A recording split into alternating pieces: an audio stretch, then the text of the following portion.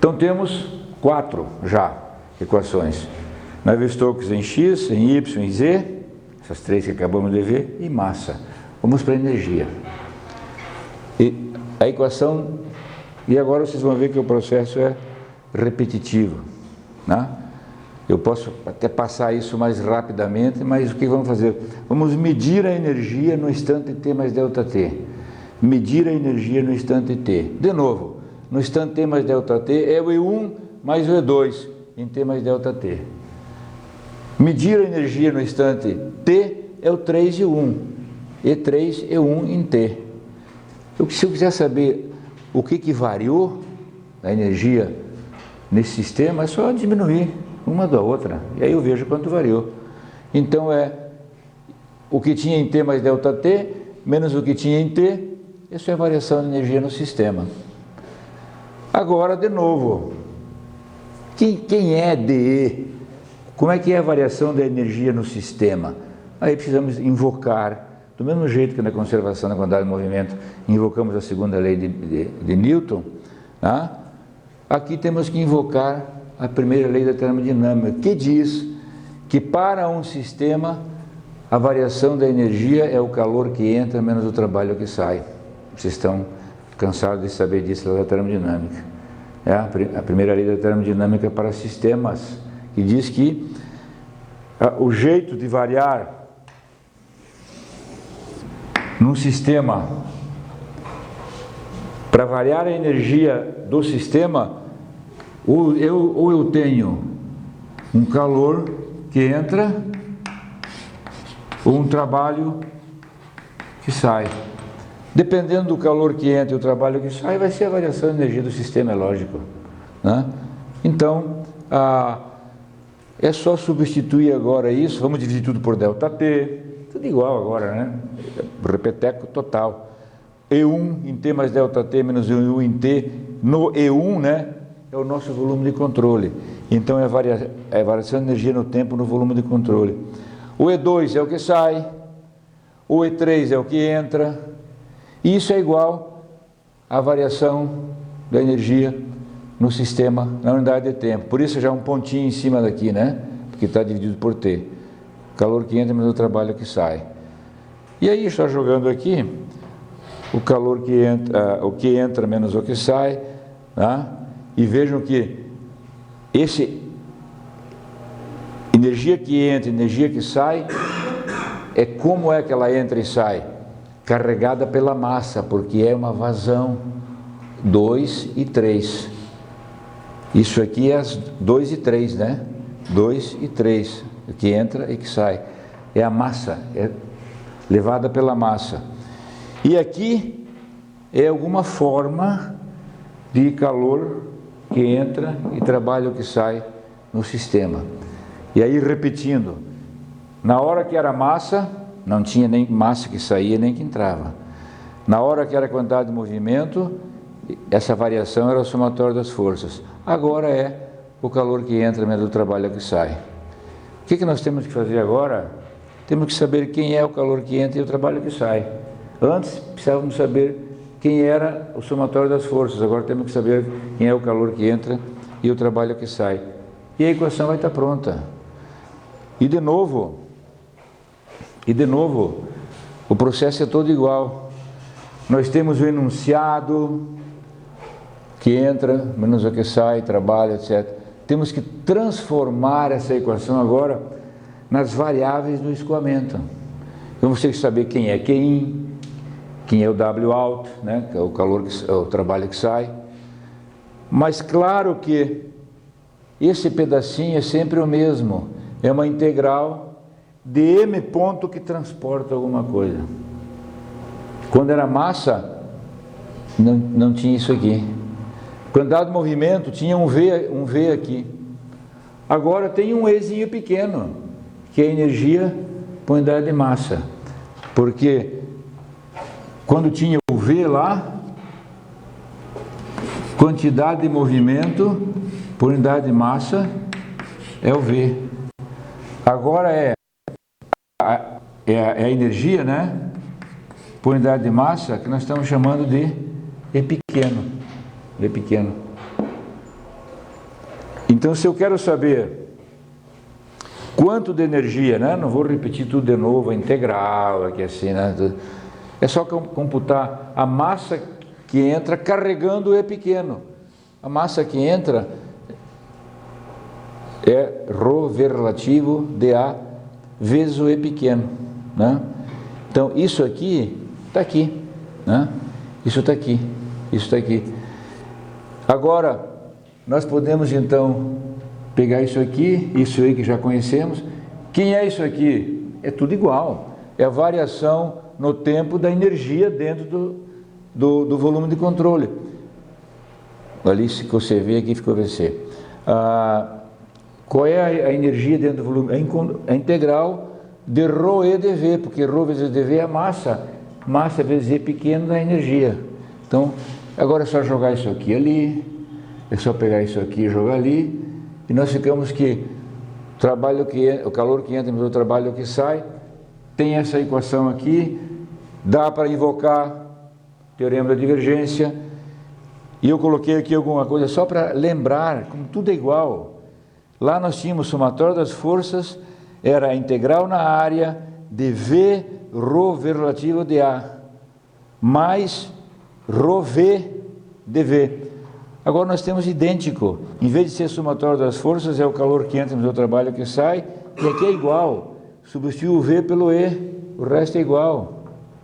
Aqui substitui o E pelo V, o resto é igual. E aqui tinha essa equação, somatório das ρ dV sobre dt. Agora, na hora que eu pegar isso aqui, fizer o teorema da divergência e tal, vai dar exatamente esse mesmo termo que é igual a ρ dE sobre dt.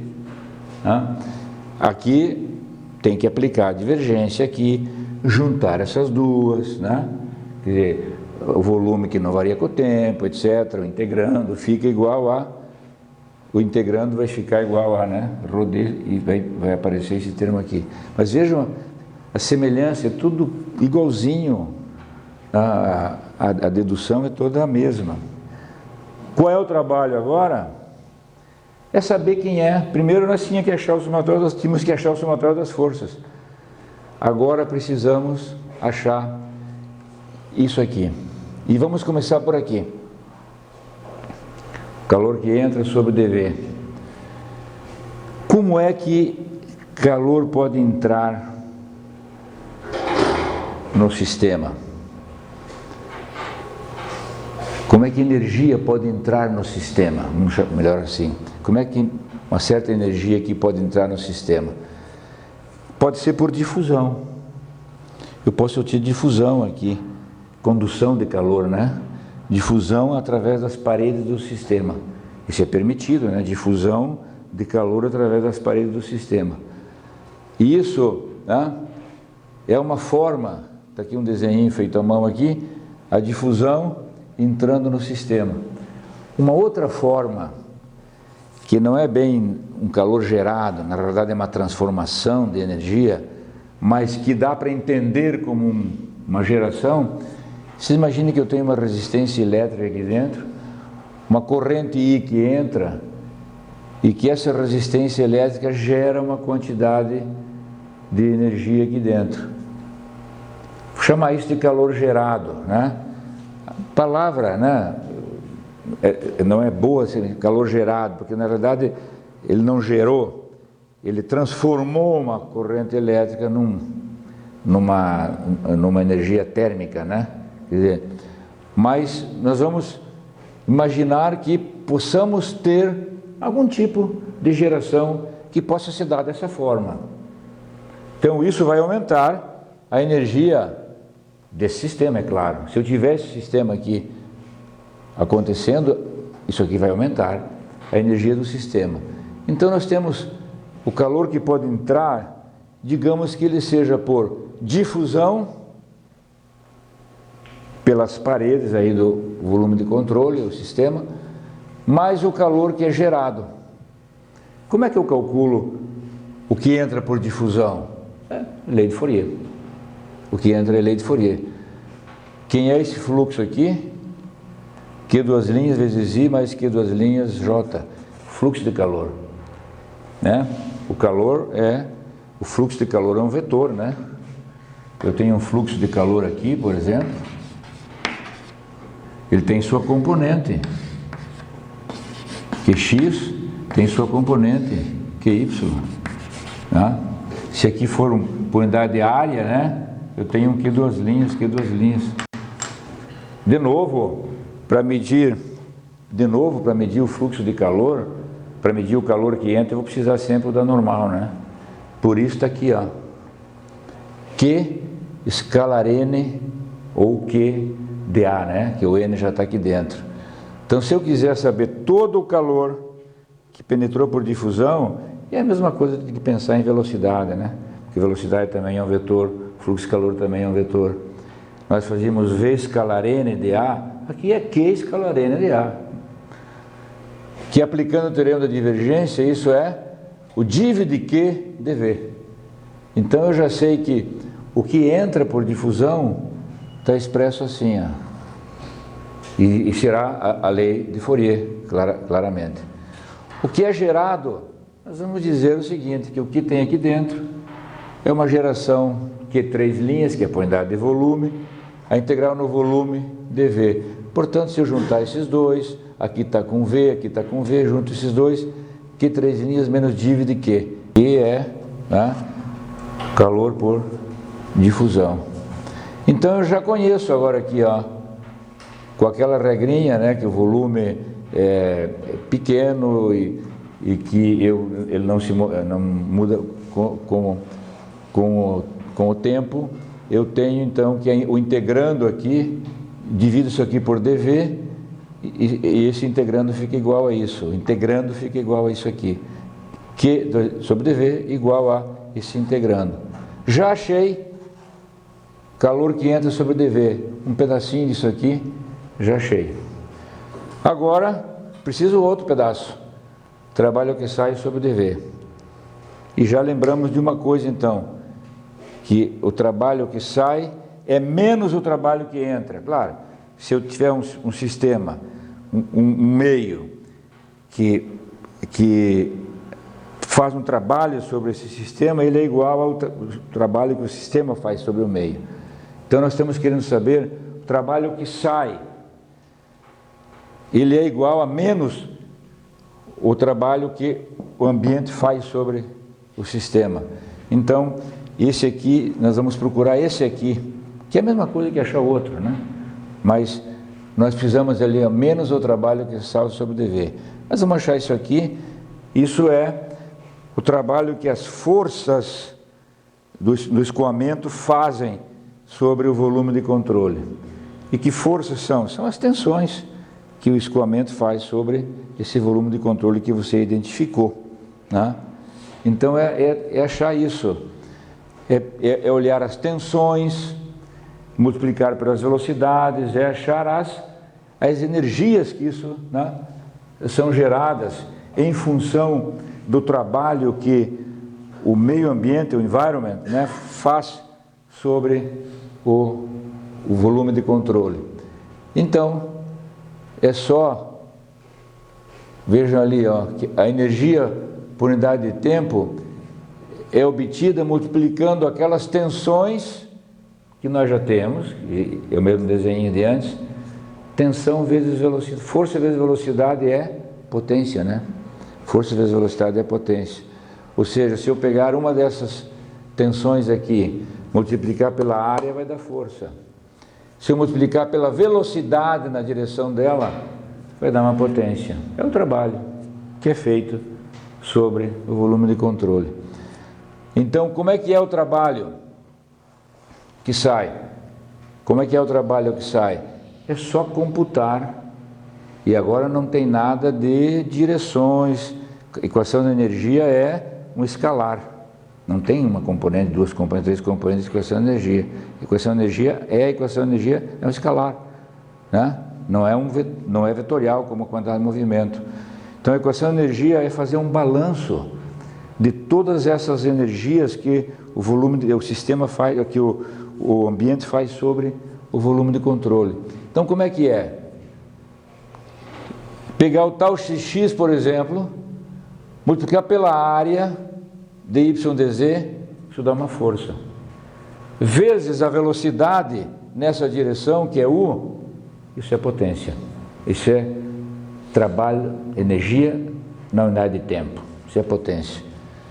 Faço isso menos o que está lá, pego o tal YX, vezes a área que atua, qual é a velocidade que tem na direção de tal YX? É U, menos o tal YX do lado de lá, de novo é U. Estou pegando agora todos os vetores que estão multiplicados por U, e o resto eu simplifiquei depois. Agora tem o tal ZX está aqui, ó. Vezes essa área, dá uma força. Vezes a velocidade na direção de tal ZX, quem é a velocidade na direção de tal ZX é U. Eu tenho a outra aqui embaixo, menos U.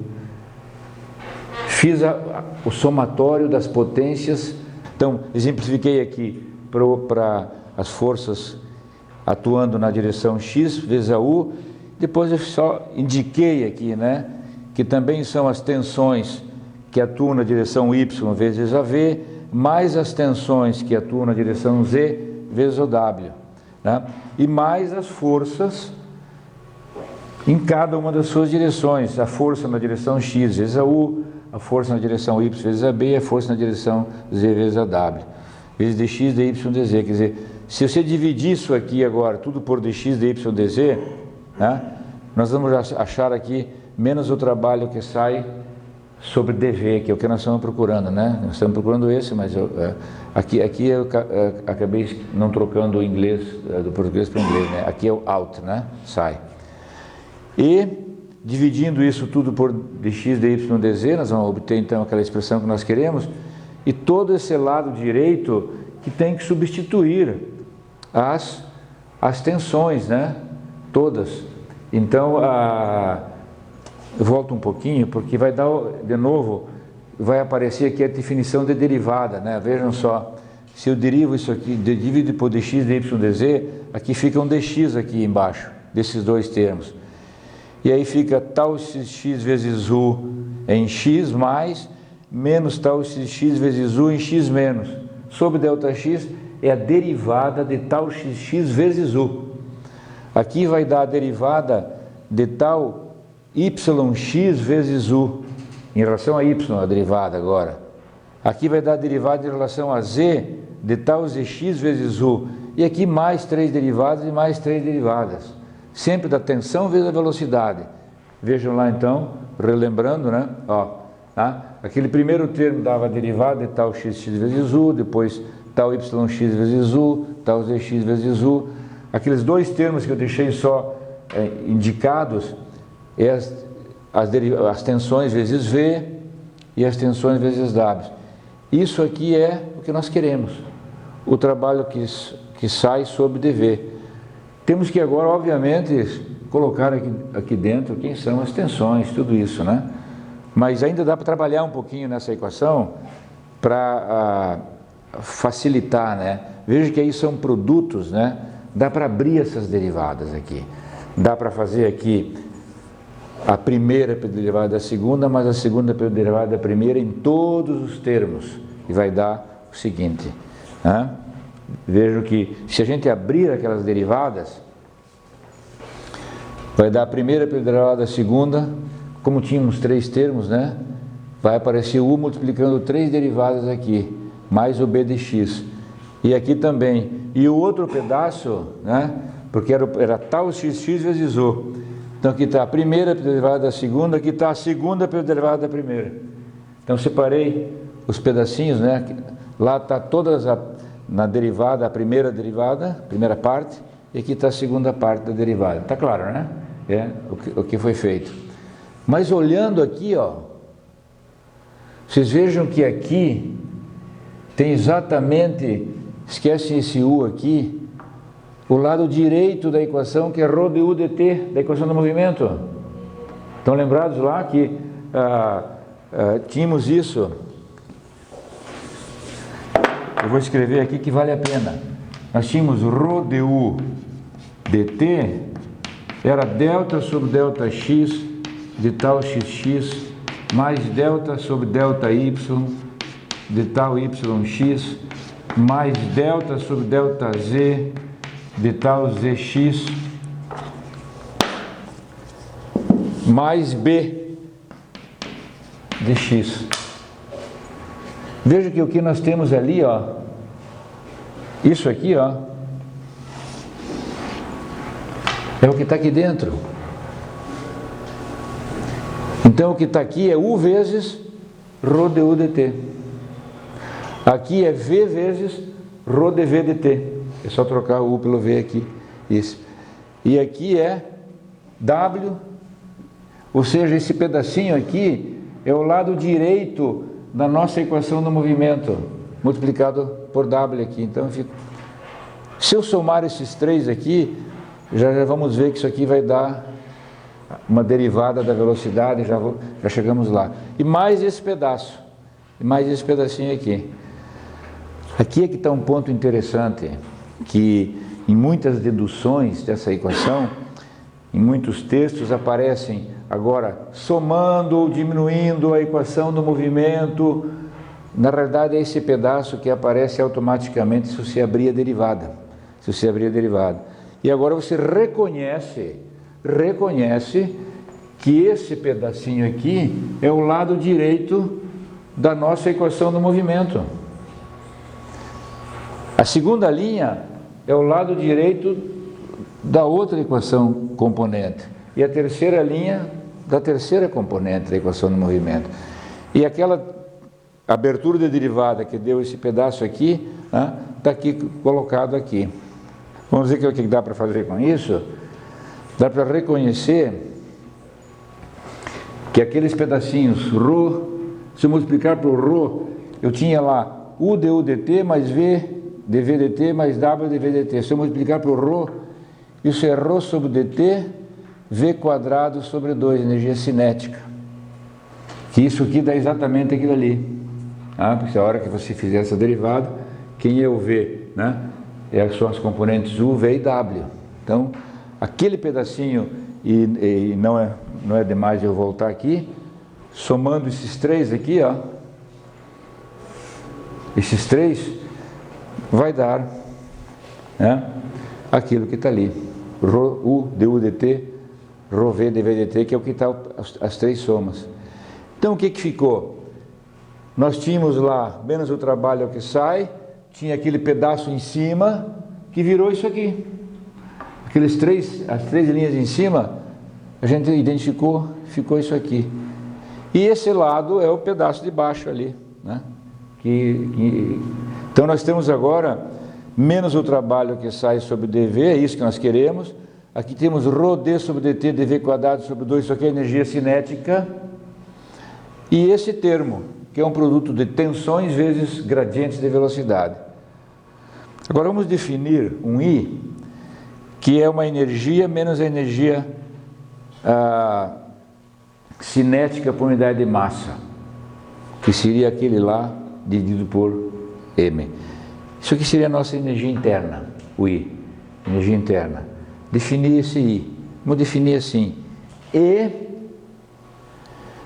chegar aqui na nossa equação, agora temos que lembrar aqui, que nós temos um ρd sobre dt de E, e com esses termos todos, porque isso aqui, o que é isso aqui?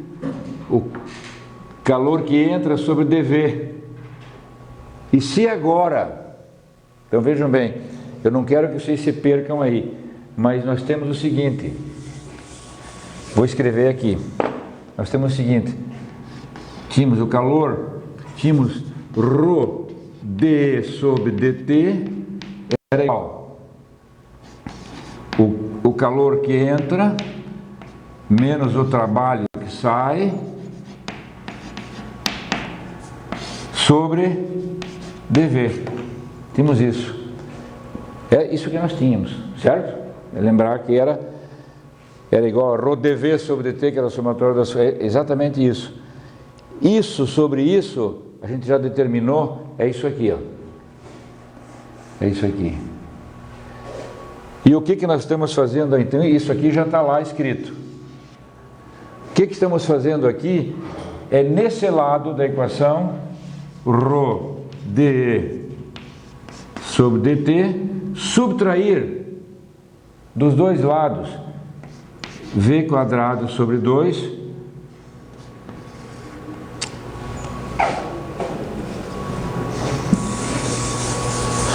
ρ d sobre dt dE menos v quadrado sobre 2. Estou subtraindo ρd sobre dt de v quadrado sobre 2 desse lado, subtraindo desse lado também. Não vai alterar aqui, subtrai isso aqui. E reconheço que isso aqui era exatamente o que eu tinha lá antes. Vou voltar aqui. Exatamente o que eu tinha aqui, ó. Isso é exatamente esse termo. Então eu pego esse termo aqui e substituo lá.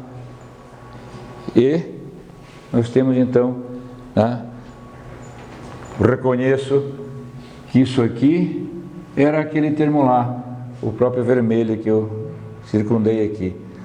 E E menos V quadrado sobre 2, eu já defini que isso aqui é I agora.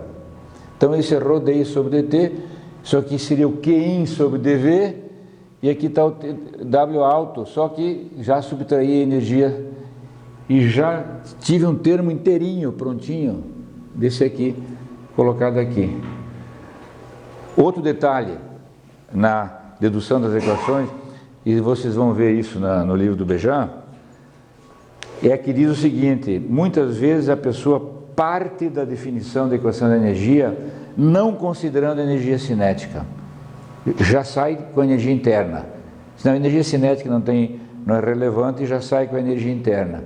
E daí acaba tendo que simplificar esse pedaço aqui.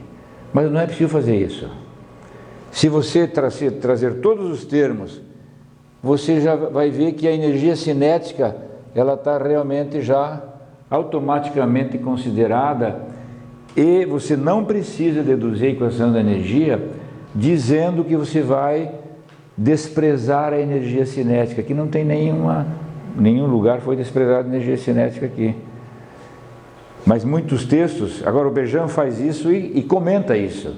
Ele diz, não era necessário desprezar a energia cinética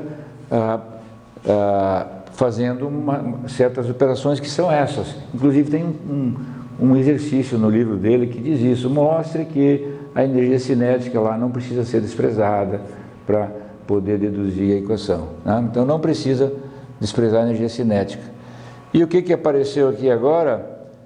A nossa equação da energia, e esse é o termo que nós vamos chamar de μ vezes φ, que é a chamada função de dissipação, que é, se isso aqui é uma geração de calor, claro que a unidade de todo esse termo aqui também é de geração, né? Energia não é de volume, não é de tempo, né? Isso aqui é exatamente a geração de calor que acontece no fluido, no seio do fluido, por existirem gradientes de velocidades, né? Pode ver que aqui, ó, tendo gradientes de velocidades, tem geração, que são exatamente aquilo que acontece quando, dá para explicar assim, né? As partículas estão com velocidades diferentes, e por isso que tem gradiente, e essas, então, esse atrito entre partículas gera uma quantidade de energia que é chamada a função de dissipação. Então vejam bem, ρ dI sobre dt, o div de Q, e aqui vai entrar Fourier menos K, dt, etc., que é igual a menos P div de V mais a função de dissipação. A função de dissipação toda, né, não é, todo esse círculo vermelho não é a função de dissipação, porque lembrem que tal xx contém menos P, tal y contém menos P, lembram lá da fórmula do delta de Kronecker. O tal zz contém menos P, então que é menos P, e o que é menos P vezes du dx? Menos P vezes dv dy, menos P vezes dw dz, du dx mais dv dy mais dw dz é o div de V. Então aparece menos P div de V, e o que sobrou, que daí não tem mais a pressão, o resto é função de dissipação. Né? Então, vocês vejam de novo como foi simples obter a equação da energia. Né? Fizemos o processo, energia que entra, que sai, invocamos a primeira lei da termodinâmica e aí fomos atrás de determinar quem era Qin e quem era W alto. Aí, como é que um calor entra num sistema? Por difusão ou uma geração. Então por difusão está aqui o div de Q e está aqui a geração. Como é que se calcula o trabalho que sai? É igual ao trabalho que o ambiente faz sobre o volume de controle. Que trabalho é esse? São das forças viscosas sobre o volume de controle. E como é que a gente acha essa potência? É as forças vezes as velocidades, que é tal vezes as áreas vezes as velocidades. E determina-se, bonitinho, está aí a equação. E a equação tem diferentes maneiras de você escrevê-la, né? Ali já está a função de dissipação aberta, né? Os termos. Função de dissipação tem todos os gradientes, né? Ao quadrado, né? Ou seja, é por isso que, né, nós temos, dando o exemplo da Space Shuttle, quando ele reentra na atmosfera, né? Quer dizer, a velocidade da nave é em torno, sei lá, de 20.000 quilômetros por hora. E vai reentrar na atmosfera e eu vou ter um gradiente de velocidade na superfície dessa do Space Shuttle, né? Velocidade zero na superfície e subindo num perfil que a velocidade é longe da Space Shuttle, está 20.000 quilômetros por hora. Você imagine o gradiente disso, né? Quer dizer, que gradiente de velocidade que tem. Quer dizer, se nós olharmos aqui, pensando nessa superfície aqui, teríamos um gigantesco gradiente de velocidade aqui. Gigantesco gradiente de velocidade que, se eu chamasse isso aqui de Y e isso aqui de X, aqui eu teria uma velocidade, a variação da velocidade de U com Y, de U de Y gigante, um gradiente enorme, e de U de Y, né, está aqui, ó, ao quadrado. Então, não é à toa, né, que os azulejos aí da Space Shuttle chegam a temperatura de 5.000 Kelvin, né? Quando reentra na atmosfera. Da onde vem essa energia? É da dissipação. Mas entendamos um pouquinho aqui, né? A gente sempre pensa, claro que é a superfície que causou o gradiente, né? Se não tivesse superfície não teria o gradiente, porque a gente usa, né, a lei do não deslizamento, né? Que o fluido encostado na parede tem velocidade zero. E depois esse grande gradiente. Agora, a geração, dá para pensar, não é exatamente do fluido arrastando com a superfície, porque na superfície o fluido está parado. Quer dizer, na realidade a geração se dá em todo o seio do fluido, né? Não é ali na superfície. A maior geração está ali na superfície, onde está o maior gradiente. Mas aonde existir gradiente, tem geração de energia, né? Então, em toda essa extensão, né, tem geração. Em toda a extensão. A energia gerada é, na verdade, o atrito do fluido com o próprio fluido, né? Então, na primeira camadinha, encostada com a placa, com a superfície, eu tenho uma camadinha de fluido parada. E logo acima dela, eu tenho uma camada de fluido com uma enorme velocidade já. Ou seja, o gradiente ali é muito grande. E logo acima tem um gradiente grande ainda. Então tem toda uma geração de energia nessa massa do fluido que faz o quê? Por condução, penetra na parede e aquece a parede, né? Então aí vocês vejam a importância do modelo matemático, né? Se alguém viesse fazer um cálculo do aumento de temperatura, já sabendo do gradiente de velocidades que existe numa reentrada E se ele esquecesse de colocar no modelo matemático a função de dissipação, ele faria as contas, simularia e chegaria à conclusão que a nave entraria sem aquecer, né? Porque se ele esquecer o termo, né, da função de dissipação no modelo matemático dele. Por isso que o modelo matemático tem que ser muito bem pensado e muito bem cuidado, porque ele tem que representar a física que você está querendo resolver. Esquecer um termo, a equação não vai saber que a física tinha aquele termo, você esqueceu de colocar aqui. Por isso que eu digo, né, um modelador assim, muito primário, que fosse fazer essa modelagem do escoamento, ele, esquecendo o termo fonte, o termo de geração, a função de dissipação, ele chegaria à conclusão que a Space Shuttle entraria sem aquecer, né? O que seria um absurdo de simulação ou de resultado, né? Então, a equação da energia pode ser escrita em diferentes formas agora aqui. Basta usar as relações termodinâmicas, em termos da entalpia, né? Energia interna, né?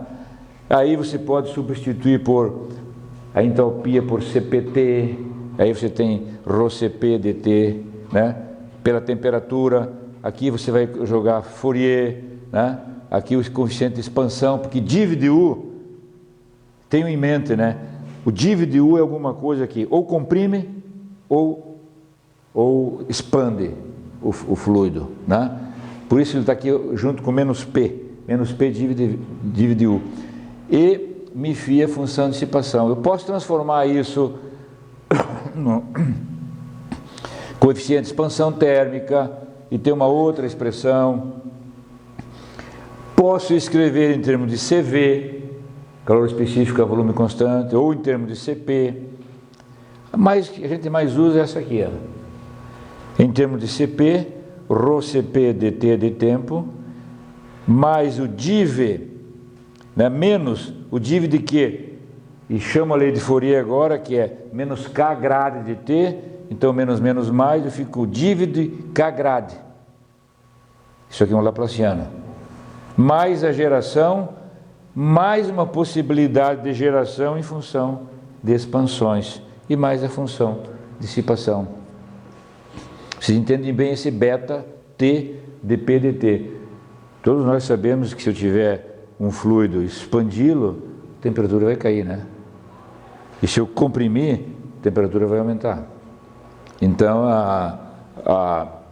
esse termo está levando em conta isso. Então, esse termo tem todas as características. O calor trocado por difusão. Desse lado aqui está o transporte de energia pela massa, é o lado esquerdo, o lado advectivo, a difusão de calor, que é semelhante lá ao tal, né, que é a difusão de quantidade de movimento, e aqui termos que podem aumentar a temperatura desse fluido. Uma possível geração, né, conforme explicamos, possíveis expansões e possíveis gradientes elevados que possam aumentar a temperatura. Para vocês terem uma ideia, como a gente quase nunca leva em consideração a função de dissipação nos problemas triviais de engenharia, porque se vocês pensarem numa placa e um escoamento que tivesse, sei lá, perto da velocidade do som, sei lá, 1000 km/h, o aumento de temperatura que daria em função dessa velocidade, porque se eu tenho aqui a questão dos aviões, né? A asa do avião, velocidade em torno de 1000 km/h, aí 800, 900 km/h, você teria um aumento de temperatura da superfície da ordem de meio grau, na ordem de meio grau Celsius, né? Quer dizer, numa velocidade de 900, 1000 km/h, que é uma alta velocidade, né? Quando se trabalha com problemas de engenharia, escoamento dentro de dutos, né? Escoamentos com velocidade aí de 100, 200 km/h, a gente sempre despreza a função de dissipação, porque os aumentos de temperatura vão ser muito pequenos em função desses atritos inerentes ao fluido. E a gente acaba desprezando. A não ser que o teu fluido seja extremamente viscoso, né? Extremamente viscoso, porque a função de dissipação é μ vezes φ. Viscosidade vezes φ, né? Isso que acontece. Então, agora se vocês pensarem num escoamento numa trefila, por exemplo, né? Está trefilando um material, pô, vai aquecer um. Trefila vai aquecer um. Aí não é por causa da velocidade, não é por causa dos gradientes de velocidade aí, mas sim em função da altíssima viscosidade que tem esse fluido, né? Mas você tem que levar em consideração essas coisas todas aqui. Então, num escoamento, eu tenho transporte de energia pela massa, eu tenho transporte de energia por difusão molecular, vocês conhecem, fizeram os cursos de transferência de calor, né? É difusão molecular, é o calor se transferindo pela atividade molecular do fluido, né? Esse lado aqui, quando aparece a velocidade, é o transportado pelo escoamento. Isso aqui, então, a difusão. E aqui, os possíveis aumentos de temperatura que você tem em função de expansões, função de dissipação e assim por diante. Tá claro, pessoal? Eu estou sendo insistente e de certa forma, né, meio chato, para mostrar para vocês que a gente fez o mesmo processo nas 3 equações.